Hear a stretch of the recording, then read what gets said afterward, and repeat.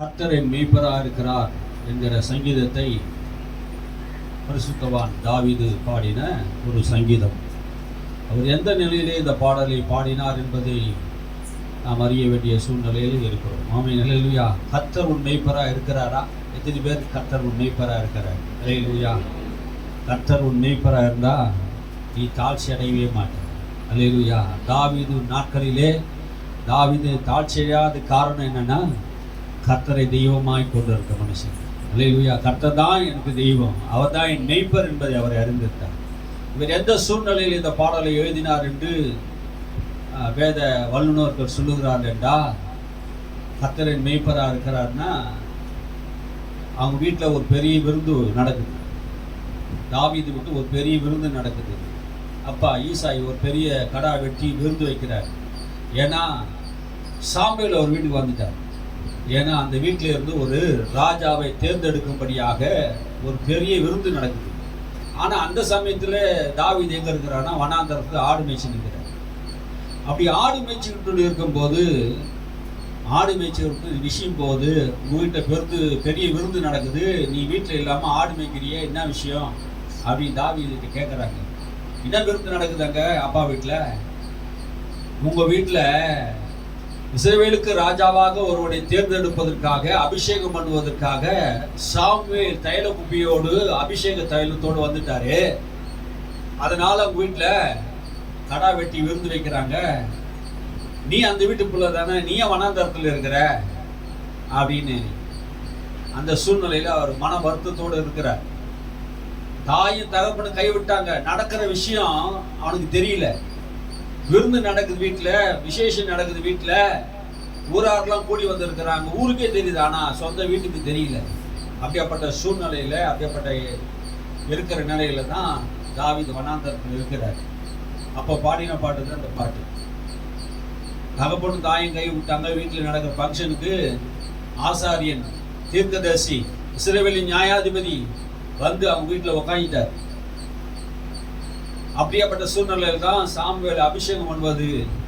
யார் அபிஷேகம் பண்ணலாம் என்று பார்த்தா, அவங்க வீட்டில் எல்லாம் வாட்ட சாட்டமாக மிலிட்டரியில் வேலை செய்கிறாங்க. அந்த விருந்து நடக்கிறதுக்கு காரணமே யாரு? தாவீது தான். தாவீது தான் ஆண்டவர் நேசிக்கிற தாவீது தான் அபிஷேகம் பண்ண போறாரு. ஆனா அந்த இடத்துல மரியாதை தான் யாருக்கு போகுது? அவங்க சகோதரனுக்கு போயின்னு இருக்குது. அவங்களுடைய பார்வை வேற. அவங்க யாரை பார்த்தாங்க? மனுஷன் பார்க்குற விதமா பார்க்குறாங்க. அவங்க எப்படி பார்க்குறாங்க? பராக்கிரமசாலியா இருக்கிறானா, தோள்பட்ட அகலமா இருக்குதா, கண்ணு புருவம், நெத்தி புருவம்லாம் மெல்ல பெருசா இருக்குதா, நல்லா வலிமையான கை பலன்லாம் இருக்குதா, நல்லா ஹைட்டா இருக்கானா, வெயிட்டா இருக்கிறானா, ஆரோக்கியமா இருக்கானா, இவனை தான் ராஜாவாக்கணும்னு மனுஷனுடைய மூளையில் அறிவு இல்லைன்னு பேருந்து தெரிஞ்சுக்கிட்டு ஈசாய் என்ன பண்ணான்? தன் மகனை 7 பேரையும் கூப்பிடுறான். ஈசாய் எல்லாரையும் கூப்பிடுறான். ஆனா யாரையும் என்ன பண்ணல, அவர் அபிஷேகம் பண்ண முடியல. சாமுவேல் எழுந்து எல்லாரையும் அபிஷேகம் பண்ண எழுந்துக்கிறார். இவனா இருக்குமோ அவனா இருக்குமோ, சம்மா வராது. அப்புறம் ஒவ்வொருத்தரா கூப்பிடுறாங்க அவங்க பிள்ளைகளை. ஆனா யாரையுமே அபிஷேகம் பண்ணல. அபிஷேகம் பண்ணப்படாத சூழ்நிலையில அப்ப கர்த்தர் சொல்றா, நீ மனுஷனுடைய பார்க்கற மாதிரி பார்க்கற, மனுஷன முகத்தை பார்க்கறான், நான் இருதயத்தை பார்க்கறேன். நீ நினைச்சவங்கலாம் நான் தெரிந்து கொள்ளல. நான் தெரிந்து கொள்ளப்பட்ட வனாந்தரத்தில் இருக்கிறான். அவன் என்னை தேடிக்கிட்டு இருக்கிறான், என்னை தொழுது கொண்டு இருக்கிறான், என்னையே நினைவா வச்சுக்கிட்டு இருக்கிறான். அவனை நான் ஜாதிகளுக்கு ராஜாவாக ஆக்கும்படியாக நான் ஏற்கனவே தேர்ந்து கொண்டேன். நீ இருதயத்தில் இருக்கிறவன் அல்ல, நான் என் இருதயத்தில் இருக்கிறவன் அழைத்து கொண்டு வருவேன். அல்லேலூயா. ஆடு வைத்து கொண்டு இருக்கிறவனை போய் அழைத்து கொண்டு வாங்கன்னு சொல்றாங்க. அப்போ வேலைக்காரன் போய் அவனை அழைக்கிறாங்க. அல்லேலூயா. அழைக்கிறாங்க. முன்ன யாரெல்லாம் மறந்து இருக்கலாம், ஆனா கர்த்தர் மறக்க மாட்டார். அல்லேலூயா. அதான் உண்மைங்க. உன்னை மறக்காத தேவன் ஒருவர் இருக்கிறார். நீ முழு இருதயத்தோடு முழு ஆத்மாவோடு நீ ஆராதிப்பேன்டா, ஆண்டவர் உன்னை கிரியை பார்த்து மறந்து போகிறவல்ல. கர்த்தரை தொழுது கொண்டு இருக்கிறவர்களை ஆண்டவர் தெரிந்து கொண்டு இருக்கிறார். ஆமென். ராஜாவாக தன் இருதயத்துக்கு ஏற்றவனை நான் ராஜாவாக தெரிந்து கொண்டு அவனை நான் அபிஷேகம் பண்ணுவேன் என்று சாமுவேலிட்ட சொல்லி தாவீது வந்தபோது அவனை அபிஷேகம் பண்ணினார்கள். அல்லேலூயா. ஆனா தாவீது அதுக்கு முன்னாடி ஒரு சங்கீதத்தை பாடுறாரு. இந்த சங்கீதம் என்ன? கர்த்தரை மேய்ப்பரா இருக்கிறார், நான் தாழ்ச்சி அடையேன். அல்லேலூயா. கர்த்தரை மேய்ப்பரா இருக்கிறாருங்க. யார் என்ன கைவிட்டார், கைவிட போனான்னு கர்த்தரை மேய்ப்பரா இருக்கிறார். நான் தாழ்ச்சி அடையேன். என் வாழ்க்கையில எல்லாரும் என்ன ஒரு மாதிரி நினைக்கலாம், என்ன கனப்படுத்தாத இருக்கலாம், மேன்மைப்படுத்தாத இருக்கலாம், தாழ்ச்சியா என்னலாம். ஆனா கர்த்தரை மேய்ப்பரா இருக்கிறார். நான் தாழ்ச்சி அடையவே மாட்டேன். எனக்கு தாழ்வே கிடையாது. ஏன்னா அவர் என்னை பசுமையான இடங்களுக்கு கொண்டு போவார். ஆமென். எத்தனை பேருக்கு கர்த்தர் மேய்ப்பரா இருக்கிறார்? மேய்ப்பர் என்பது என்ன தெரியுமா? ஆடுகளுக்காக தன் ஜீவனை கொடுக்கிறவர். அல்லேலூயா. ஆடுகளை நல்லா வளர்க்கக்கூடியவர்கள். ஆமென். நாம் தேவனுடைய பிள்ளைகளா இருக்கிறோம். நாம் தேவனுடைய மந்தைகளா இருக்கிறோம். நம்முடைய பிரதான மேய்ப்பர் இயேசு கிறிஸ்து. அல்லேலூயா. நம்முடைய பிரதான மேய்ப்பர் யாரு? இயேசு கிறிஸ்து தான் நம்முடைய மேய்ப்பர்.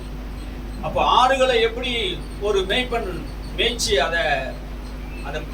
அந்த ஆடுகளுக்கு வருகிற தீமைகளையும் பொல்லாப்புக்கும் விலக்கி காக்கிறாரோ, அதே போல நமக்கு வருகிற தீமைக்கும் பொல்லாப்புக்கும் விலக்கி காக்கிற தேவன் நம்மோட கூட இருக்கிறார். அல்லேலூயா. தாவீது ஆடு மேய்த்து கொண்டு இருக்கும்போது ஒரு தரம் சிங்கம் வந்தது, ஒரு தரம் கரடி வந்தது. அந்த ஆடை பிடிச்சிட்டு போயிடுச்சு. சிங்கத்தின் வாயிலிருந்து கரடியின் வாயிலிருந்து கோலை எடுத்து போய் அதை அடிச்சு அதை பிடிச்சு என்ன பண்ணாரு? அந்த ஆடை திருப்பினார். அதே போல நம்முடைய சாத்தான் பிசாசு கர்ப்பிக்கிற சிங்கம் போல கரடியை போல நம்முடைய ஆத்மாவையும் நம்முடைய சரீரத்தையும் நம்மளுக்கு வருகிற எல்லா பிரச்சனையும் கொண்டு வந்து அவன் என்ன பண்ண பிடிச்சிட்டு போறான். கர்த்தர் நம்முடைய மேய்ப்பரா இருந்து பிசாசுடைய வாயிலிருந்து சிங்கத்தின் வாயிலிருந்து நம்மை விடுதலையாக்குகிறார். அல்லேலூயா. இப்ப நம்ம படிப்போமா? கர்த்தர் மேய்ப்பரா இருக்கிறார். நான் தாழ்ச்சி அடையேன். அவர் என்னை புல்லுள்ள இடங்களிலே மேய்த்து அமர்ந்த தண்ணீராண்டையிலே என்னை கொண்டு போய் விடுகிறார். ஆமென். கர்த்தர் மேய்ப்பரா இருக்கிறாரு. என்னை அவர் புல்லுள்ள இடங்களில் கொண்டு போகிறாரு. நல்ல இடத்துக்கு கொண்டு போகிறாரு. எனக்கு விருந்து என்ன? கர்த்தர் மேய்ப்பரா இருக்குதுன்னா எனக்கு ஒரு நல்ல விருந்து இருக்குது. ஆமென். என் வீட்டுல வைக்கிற விருந்துக்கு என்ன கூப்பிடல. கர்த்தர் மேய்ப்பரா இருக்கிறார். நல்ல விருந்து எனக்கு வைத்திருக்கிறார். அவர் என்னை மேய்ப்பார். எனக்கு வேண்டிய ஆகாரத்தை அவர் தருவார். எங்க அப்பா அம்மா தரல, ஊராருக்கெல்லாம் கொடுக்குறாங்க. என்னை இலக்காரமா பாக்குறாங்க. கர்த்தாவே, நீ என் மேய்ப்பரா இருக்கிறீர். நான் தாட்சி அடையேன். எனக்கு நல்ல தண்ணீரை கொடுப்பீர், அமர்ந்த தண்ணீரை கொடுப்பீர். என்ன அமர்ந்த தண்ணீராண்டை கொண்டு போய் விடுவீர். என் ஆத்மாவை தேற்றுவீர். அல்லேலூயா. என் ஆத்மாவை தேற்றுவீர் ஆண்டவரே. என் ஆத்மாவில் பலன் இல்லாம போயிடுச்சு. எங்க அப்பா அம்மா வெறுத்துட்டாங்க, ஊரார் வெறுத்துட்டாங்க, என்னை தகுதி இல்லாதவனா பாக்குறாங்க. அப்படியேப்பட்ட சூழ்நிலையில என்னை தேற்றுவார் இல்லாம இருக்கிறேன். இருதயம் காயப்பட்டவனாக உடைக்கப்பட்டவனாக தாவீது பாடுகிறார்.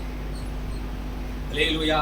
அப்படியேப்பட்ட சூழ்நிலையிலே அவர் என் ஆத்மாவை தேற்றி தம்முடைய நாமத்தின் நிமித்த என்னை நீதியின் பாதையிலே நடத்துவார். அல்லேலூயா. என் ஆத்மாவை தேற்றுகிறது மாத்திரமல்ல, அவர் என்னை நீதியின் பாதையிலே என்னை நடத்துவார். எனக்கு ஒரு பாதை இருக்கிறது. அந்த பாதை நீதியின் பாதை. ஆமென். அவர் உன் வழிகளை படி, அவர் உன் வழிகளெல்லாம் நீ அவரை நினைத்துக் கொள்ளு என்று வேதம் சொல்கிறது. ஆமென். நீ அவருடைய வழியெல்லாம் அவரை நினைத்துக் கொள்ளு. தாவீது சொன்னாரே, என் வழிகளெல்லாம் நான் அவரை நினைத்துக் கொள்கிறேன். ஆமென். கர்த்தரை நாம் நினைத்துக் கொண்டு இருக்கணும். உன் வழி எதுவோ அந்த வழியில கர்த்தர் என்ன பண்ணுவாரு? நினைத்துக் கொள்ளும் போது அப்படின்னு என்ன அர்த்தம்? என் வழியில நான் ஏதோ ஒரு வழி யோசிக்கிறேன், அந்த வழியில கர்த்தர் இருப்பார். அல்லேலூயா.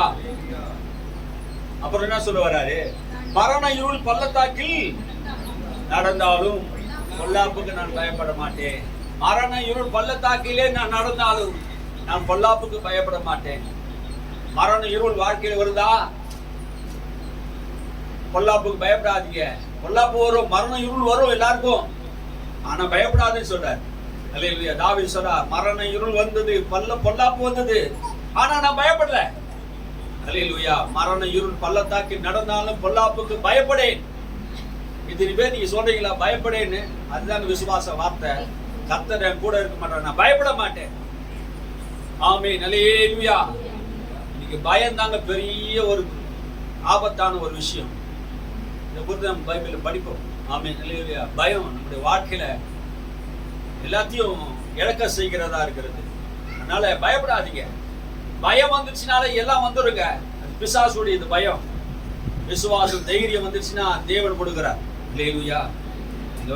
பயப்படவே கூடாது. பொல்லாப்புக்கு பயப்படாது. ஏதோ வந்துடுச்சு, ஏதோ காரியம் நடந்த உடனே எல்லாம் என்னை விட்டு கைவிட்டு போயிடுச்சு அப்படின்னு நினைக்காதுங்க. யோபு போல பேச ஆரம்பிச்சிருக்கு. அல்லேலூயா. அல்லேலூயா. யோபு போல பேச ஆரம்பிச்சிருக்க. யோபு நல்லவர். ஆமென். தனக்கு வந்த தீமையில கூட என்ன பண்ண, கர்த்தருக்கு சோத்திரம் சொன்னார். எல்லா தீமையிலும் கூட நன்மைகளை கர்த்தர் வைத்திருக்கிறார். தீமையை நன்மையாக்குகிற தேவன், குற்றமுள்ளவனை குற்றமற்றவனாக மாற்றுகிற தேவன். ஹல்லேலூயா. நம்ம எல்லாம் குற்றமுள்ளவர்கள், நம்ம எல்லாம் குற்றமற்றவராக மாற்றினவர் அவர் தான். அவர் நன்மையை தீமையை நன்மையாக மாற்றுவார். நமக்கு வருகிற எல்லா தீமையும் நன்மையாக மாற்றுவார். தேவரீர் என்னோட கூட இருக்கிறீர், தேவரீர் என்னோட கூட இருக்கிறீர். யார் நம்ம கூட இருக்கிறாங்க? தேவரீர் என்னோட கூட இருக்கிறீர். யார் என் கூட இல்லைன்னாலும் பரவாயில்ல, எங்க அம்மா அப்பா எங்க சகோதரன் என் கூட இல்லை, ஆனா தேவரீர் என்னோட கூட இருக்கிறீர் ஆண்டவரே. இந்த மனப்போக்கும் வரணும். தேவன் என்னோட கூட இருக்கிறார். உமது கோலும் உமது தடியும் என்னை தேற்று. கர்த்தருடைய கோல் வார்த்தை. அல்லேலூயா. கோல் என்றால் என்ன அர்த்தம்? வார்த்தை. அந்த தடியாக இருக்கிறது, ஆயுதமா இருக்கிறது. அந்த வார்த்தை உனக்கு பிசாசையும் ஜெயிக்க முடியும். அந்த தடியை வைத்து பிசாசை அடித்து விரட்டவும் முடியும். அல்லேலூயா. உங்க கையில வார்த்தை இருக்குதா?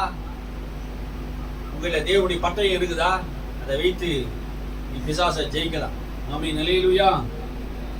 என் சத்துருக்கு முன்பாக நீர் எனக்கு ஒரு பந்தியை ஆயத்தப்படுத்தினீர். என் வீட்டை பெரிய விருந்து நடக்குது, உண்மைதான் ஆண்டவரே. ஆனாலும் என் சத்துருக்கு முன்பாக எனக்கு ஒரு பந்தியை நீ ஆயத்தப்படுத்துவீர். ஆமென். தாவீது ராஜா பெரிய பெரிய பந்திகள்ல உட்கார்ந்தார். ஆமென். அது நடக்கிறதுக்கு முன்னாடி சொன்னாருங்க, என் சத்துருக்கு முன்பாக எனக்கு ஒரு பெரிய பந்தியை ஆயத்தப்படுத்தினீர். ஆமென். என் வீட்டுல ஆடு கடா வெட்டி ஒரு பெரிய விருந்து நடக்குது, என்ன கூப்பிடல, ஆனாலும் எனக்கு என்ன நடக்குது? தேவர் என் கூட இருக்கிறதுனால எனக்கு ஒரு விருந்து பண்ணி வைக்கிறீன் ஆண்டவரே. கர்த்தர் உனக்கு மகா பெரிய விருந்து வைத்திருக்கிறார். ஆமென். நீதிமான்களுக்கு விருந்து உண்டு, பரிசுத்தவான்களுக்கு விருந்து உண்டு, ஜெயம் பெறுகிறவர்களுக்கு விருந்து உண்டு. அல்லேலூயா. வேத வசனம் சொல்லுது, கடைசி நாளே மகா நாளிலே கர்த்தர் நமக்கு விருந்தை கொடுப்பார். ஆட்டுக்குட்டியானுடைய கல்யாண நாள் வருகிறது. மணவாளனாகிய இயேசு கிறிஸ்து வரும்போது மணவாட்டியாக திருசபை அவரோடு கூட போகும்போது கல்யாண வீட்டிலே மகா பெரிய விருந்து இருக்கிறது. அல்லேலூயா. அந்த மகா பெரிய விருந்து, 2 விருந்து இருக்குதான். நமக்காக ஒரு பரிசுத்தவான்களுக்காக விருந்து இருக்குது.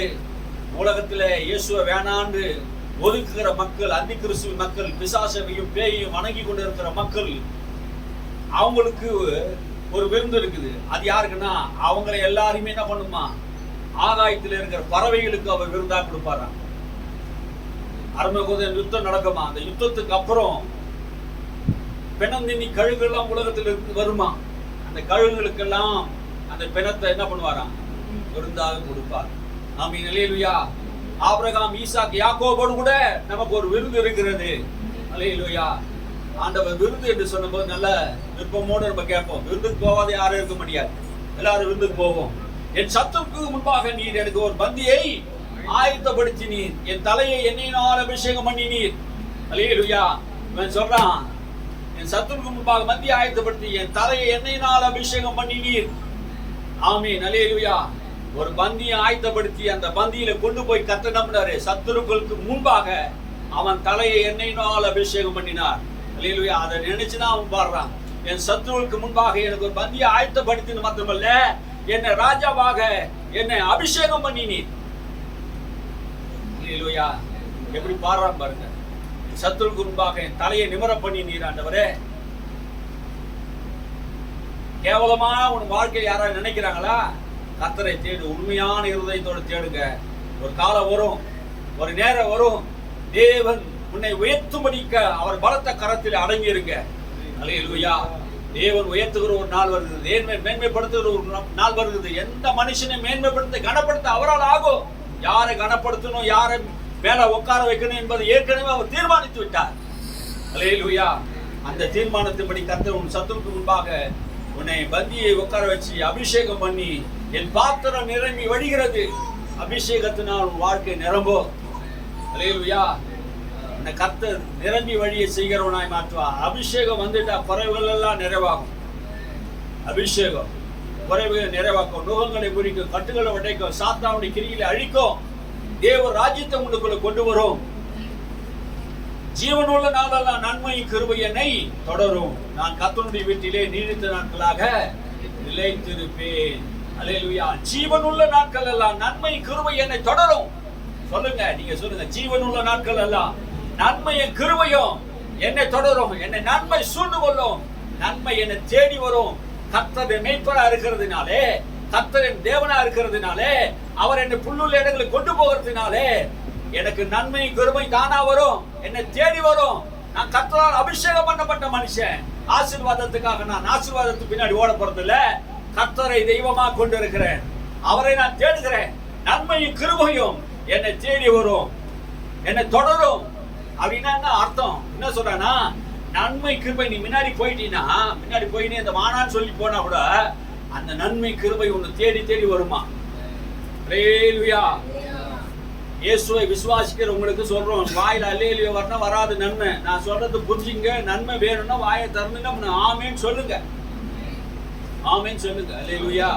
நன்மை கிருபையும் என்னை தேடி வரும், என்னை தொடரும், என்னை பின்தொடர்ந்து வரும். ஆமே. ஏன் தெரியுமா சில பேருக்கு வரல தெரியுமா? எப்ப பார்த்தாலும் மௌனமா இருக்கிறது. இந்த வார்த்தையை விசுவாசிக்கிறது இல்ல. இந்த வார்த்தை ஜீவன் உள்ளது. இந்த வார்த்தை நீ சொல்லிட்டு நன்மை அதை தடை போட்டிருந்தாலும் அதை உடைச்சிட்டு வந்துருங்க. ஆமே. கட்டுகளை உடைக்கிறது வார்த்தை தான். நீங்க வாயை திறந்து ஆமேன்னு சொல்லிட்டீங்கன்னா உண்மையில சொல்ல கேட்டுங்க. ரகசியம், விசுவாசத்தின் ரகசியம் என்ன தெரியுமா? ஆமேன்னு சொல்றதுல இருக்குது. விசுவாசத்தின் ரகசியம் என்ன தெரியுமா? வாயை திறக்கிறது. நீ வாயை திறந்தா கட்டுகள் உடையும். நீ வாயை திறந்தா அபிஷேகம் பண்ணப்பட்டவன் வாயை திறந்தா நுகங்கள் முறியும். ஆமே. நிறைய பேரு தப்பு தப்பா வாயை கட்ட அழுத்து விட்டதுனால்தான் தப்பு தப்பான முடிவுகளுக்கு போயிடுறோம். அல்லேலூயா. ஜீவனுள்ள நாளெல்லாம் நன்மையும் கிருபை என்னை தொடரும். நான் கர்த்தருடைய வீட்டிலே நீடித்த நாட்களாக நிலைத்திருப்பேன். இதை சொல்லணும். நான் கர்த்தருடைய வீட்டிலே நீடித்த நாட்களாக நிலைத்திருப்பேன். இந்த சரீரத்தில் நிலைத்திராவிட்டாலும் என் ஆத்மா மரித்தாவிட ஆண்டவர் வீட்டில தான் நிலைத்திருக்கும். அல்லேலூயா. ஆத்மா, உன் ஆத்மா பாதாளத்துக்கு போவதில்லை. நீடித்த நாட்களா உன்னை திருப்தியாக்கி என் ரட்சிப்பை உனக்கு காண்பிப்பேன். நீடித்த நாட்கள். அல்லேலூயா. நமக்கு வயசு, பூர்ண வயசு 70, பலத்தினால 80. ஆண்டவர் நீண்ட நாட்களை நமக்கு தருவார். பூமியிலே கிருபை பெறுவதற்கு, தேவனை அறிவதற்கு, ரட்சிப்பை பெறுவதற்கு, பொல்லாங்கை விட்டு நீங்கி உண்மையான தெய்வத்தை தேடுவதற்கு காலங்களை ஆண்டவர் நமக்கு வைத்திருக்கிறார். 70, 80. இன்னொன்னு சொல்றாரு, கர்த்தருக்கு காத்திருக்கிறவனுக்கு, கர்த்தரை தேடுறவனுக்கு தீர்க்காயுசு உண்டு. ஆமென். அல்லேலூயா. 70 வயசுக்கு மேல மரிக்கிறது தீர்க்காயுசு தான். ஆமென். அல்லேலூயா. பாதியில போக வேண்டாம். ஆமென். நம்ம சபையில யாரும் என்ன பாதியில போக கூடாது. தீர்க்காயுசாய் வாழ்ந்து, ஆமென், கர்த்தர் நம்மை வைத்திருக்கிற நாள்ல ஆண்டோடைய கரத்தில் இருக்கிற நம்முடைய ஆயுசு நாட்கள் கர்த்தருடைய கரத்தில் இருக்கிறது. அல்லேலூயா. கர்த்தருடைய கரத்தில் இருக்கிறதுங்க. யாரும் அவர்கிட்ட இருந்து பறிக்க முடியாது. பிதா கிட்ட சொல்றாரு, பிதாவே நீ கொடுத்தவர்களை ஒருவனும் நான் இழக்க மாட்டேன். ஒருவனின் பிசாசு என் கையில இருந்து பெற்றுக்கொள்ள போட முடியாது. கர்த்தருடைய மரணம், பரிசுத்தவான்களுடைய மரணம் அவர் பார்வைக்கு வெளியேறு பெற்றதா இருக்குது, அருமையானதா இருக்கிறது என்று வேதம் சொல்கிறது. ஆமென். அல்லேலூயா. நீடித்த நாட்களாய் நம்மை திருப்தியாக்குற தேவன். கர்த்தரும் மேய்ப்பரா இருந்தா, கர்த்தரும் தேவனா இருந்தா சத்துருக்கு முன்பாக பந்தி இருக்கும். நன்மை கிருபை உன்னை தொடரும். பொல்லாப்புக்கு பயப்பட மாட்டேன். எந்த பொல்லாப்பு வாழ்க்கையில வந்தாலும் நீ பயப்பட மாட்டேன். ஏன்னா தேவன் என்னோட கூட இருக்கிறீர், என் கூட இருக்கிறீர் ஆண்டவரே. அந்த விசுவாசம் மாத்திரம் இருக்குதா உங்களுக்கு? அது போதும். சூழ்நிலையை பார்க்காதீங்க. சூழ்நிலை மாறாதான் இருக்கும். இந்த உலகத்துல வாழ்ற வரைக்கும் நம்ம உணர்வு சார்ந்து வாழ்ந்து கொண்டு இருக்கிற, நம்ம உணர்வு சார்ந்து வாழ வேண்டிய அவசியம் கிடையாது. வசனத்தை சார்ந்து வாழணும். ஆமே. உணர்வு சொல்லுகிறது நீ எல்லாவற்றையும் இழந்து விட்டாய். உணர்வு சொல்லுகிறது சரீரத்தில் பலன் இல்லை. உணர்வு சொல்லுகிறது உனக்கு பணம் இல்லை. உணர்வு சொல்லுகிறது பேங்க்ல பேலன்ஸ் இல்லை, உனக்கு சொத்து இல்லை, உனக்கு ஞானம் இல்லை. உலகம் சொல்லுகிறது ஒரு சர்டிபிகேட் கொடுக்குது. ஆனா உணர்வு சார்ந்து வாழ்கிற வாழ்க்கையில் கிறிஸ்துவ வாழ்க்கை, வசனத்தை சார்ந்து வாழ்கிற வாழ்க்கை. அல்லேலூயா. தேவனாய் கர்த்தர் உனக்கு எல்லா நன்மைகளும் வைத்திருக்கிறார். வேதத்தை என் ஜனங்கள் அறிவில்லாம சங்காரமாகிறார் என்று வேதம் சொல்கிறது. அறிவு என்ன அறிவு? வேத அறிவு இல்லையா? நான் என் ஜனங்களுக்காக வைத்திருக்கிற நன்மைகள் ஏராளம். ஆனா இதை எழுதி வைத்திருக்கிற, சொத்து பத்திரத்தில் எழுதி வைத்திருக்கிறேன். இந்த சொத்தையும் வாசிக்கிறது, இந்த பத்திரத்துல எழுதி வைக்கிற நன்மையும் வாசிக்கிறது இல்ல. ஏன் நன்மை பெறல தெரியுமா? வாழ்நாள்ல தேவன் வைத்திருக்கிற நன்மை பெறலன்னா சொத்து பத்திரத்துல உனக்காக வைத்திருக்கிற பலன், உனக்காக வைத்திருக்கிற ஐஸ்வர்யம், உனக்கு வைத்திருக்கிற சமாதானம், உனக்கு வைக்கிற நித்திய ஜீவன், உனக்கு வைத்திருக்கிற பொக்கிஷங்கள், ஆசீர்வாதங்கள், நன்மைகள் எல்லாவற்றையும் இதெல்லாம் எழுதி வைத்திருக்கிறார். நிறைய பேர் இதை படிக்காததுனால தான் அந்த நன்மைகளை பெறாமையே போயிட்டாங்க. இந்த பப்பா சிஸ்டர் இருக்குது பாருங்க, நல்லா மூடி வச்சிருப்பாங்க, அது மேல எழுதி வச்சிருப்பாங்க. போய் பார்த்து படிச்சுட்டு என்ன பண்ணுமா, அத இது வேணுமானான்ட்டு இது பார்ப்பாங்க. நிறைய பேர் என்ன பண்ணா, ரசம் சாப்பாடையே சாப்பிடுங்க, தயிர் சாப்பாடு தான் எனக்கு சரியா, தயிரே சாப்பிட்டு இருக்கிறாங்க. ஏதோ ஒரு விஷயத்த உனக்கு என்ன பிடிச்சதோ அதையே நீ என்ன பண்ணிருக்க, சாப்பிட்டு இருக்கிற. நிறைய ஆண்டவர் வைத்திருக்கிறார். ஆமே, ஏராளமான நன்மைகள், நன்மை கிருபை உன்னை தொடர்ந்து வரும், தொடர்ந்து தேடிக்கிட்டே வரும். இதை விசுவாசித்து அறிக்கை செய்துனே இருந்தா வாழ்க்கையில் பெரிய பலனை கிடைக்கும். கர்த்தர் மேய்ப்பரா இருக்கா, நான் தாழ்ச்சி அடையன்னு அவர் என்னை பொல்லாத இடங்களில் இருந்து என்னை விடுதலையாக்குவார். ஆமே, நிலையிலுயா. எந்தெந்த பொல்லாத வாழ்க்கையில பொல்லாத காரியம் நடக்குதோ அங்கெல்லாம் உங்களுக்கு ஒரு பெரிய விடுதலை கர்த்தர் தருகிறவரா இருக்கிறார். ஆமே, நிலையிலுயா. வார்த்தையை மாத்துங்க, விசுவாசத்தின் வார்த்தையை மாத்துங்க. ஆண்டவர் சபையில் பேசும்போது, ஆவியானவர் பேசும்போது காது உள்ளவன் எவனோ கேட்க கடவான்னு சொல்றா. ஏன் ஆண்டவர் பேசும்போது காது உள்ள கேட்கனா, எப்போ வார்த்தையை கேட்கறேன்னு அப்பதான் விசுவாசம் வரும். ஆமே, காது உள்ளவன் கேட்க கடவான் என்று ஆண்டவர் ஏன் திரும்ப சொல்றாரு சபையில? காது இருக்குதா? காது இருக்குதா? எதெல்லாம் கேட்கறியோ நம்ம கேட்கறதுல கவனமா இருக்கும். நல்ல காதுகள் நமக்கு ஆண்டவர் தருவாராக. செவிட்டு காதுகள் திறக்கப்படுவதாக இயேசுவின் நாமத்தினாலே. ஆமென், அல்லேலூயா. வாசிக்கப்பட்ட 23ஆம் சங்கீதத்தின்படி கர்த்தர் நம்மை ஆசீர்வதிப்பாராக. ஆமென்.